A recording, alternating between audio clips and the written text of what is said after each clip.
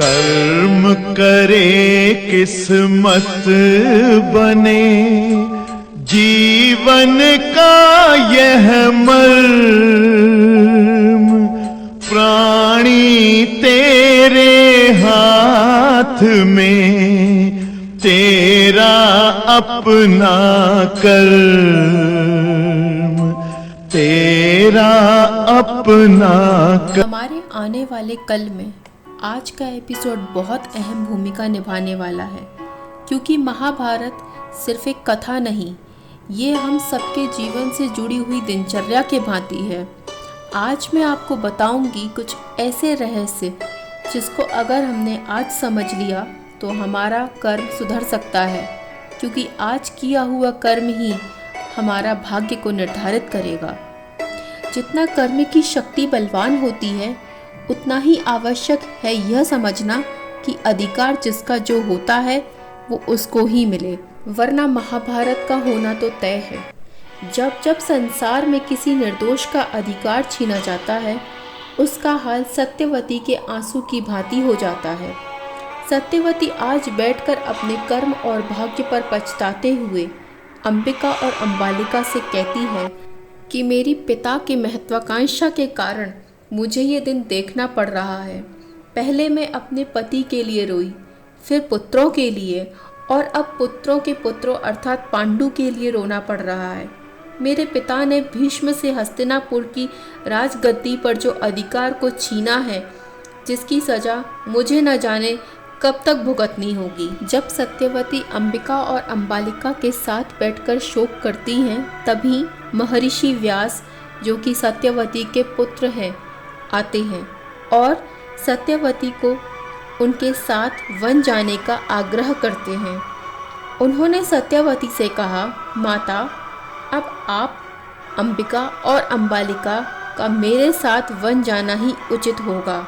उन्होंने सत्यवती को भविष्य की ओर इशारा करते हुए कहा, क्योंकि माता, अब जो हस्तिनापुर में होने वाला है वो अब आप न देख सकेंगी और न सहन कर पाएंगी। इस तरह सत्यवती, अंबिका और अंबालिका ने संन्यास ले लिया तथा जाते समय धृतराष्ट्र को ये कहा कि पांडु के पुत्रों का ध्यान रखा जाए और बड़े होने पर उनको उनका अधिकार बिना मांगे ही दे दिया जाए। परंतु हस्तिनापुर के भाग्य में तो जैसे कुछ और ही लिखा था। यहाँ कौरव और पांडव अब बड़े हो रहे थे और कौरव दुर्योधन सहित समस्त भाई अपने पिता धृतराष्ट्र की भांति खुद को हस्तिनापुर का राजा समझने की भूल कर रहे थे।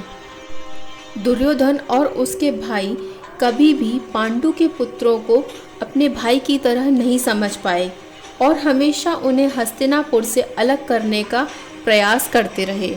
श्री कृष्ण कहते हैं कि कर्म वो फसल है जिसे इंसान को हर हाल में काटना ही पड़ता है।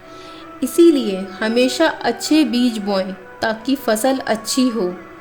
और हस्तिनापुर के कर्म का बीज तो निषाद ने स्वार्थ के आधार पर ही बोया था, जिसमें भीष्म जैसे योग्य पुरुष का अधिकार छीना गया, तो फसल निस्वार्थ कैसे हो सकती थी।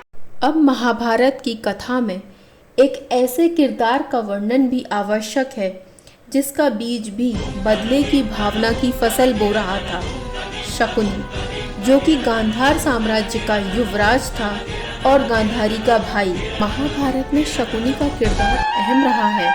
कहते हैं कि बुद्धि बल शस्त्र बल से भी ज्यादा खतरनाक होता है। महाभारत में कृष्ण, शकुनी, भीष्म, विदुर, द्रोण आदि ऐसे लोग थे जिन्होंने अपने बुद्धि बल का प्रयोग किया था। महाभारत की गाथा में शकुनी अपनी कुटिल बुद्धि के लिए विख्यात माना जाता है, जो कि कौरवों के मामा श्री थे। आपको ये बात जानकर हैरानी होगी कि शकुनी अपने भांजों का साथ उनके फायदे के लिए नहीं बल्कि अपने स्वार्थ के लिए दिया था, क्योंकि शकुनी ने ये प्रण लिया था कि वह समूचे कुरुवंश के सर्वनाश का कारण बनेगा। पर ऐसा प्रण शकुनी ने क्यों लिया था, इसके बारे में मैं आपको महाभारत के अगले एपिसोड में बताऊंगी, जिसमें मैं बताऊंगी शकुनी का वो रहस्य जिससे बहुत कम लोग जानते होंगे। तो आप सभी मेरे चैनल को सब्सक्राइब ज़रूर कर लीजिएगा ताकि आपको हर अपडेट मिल सके। धन्यवाद।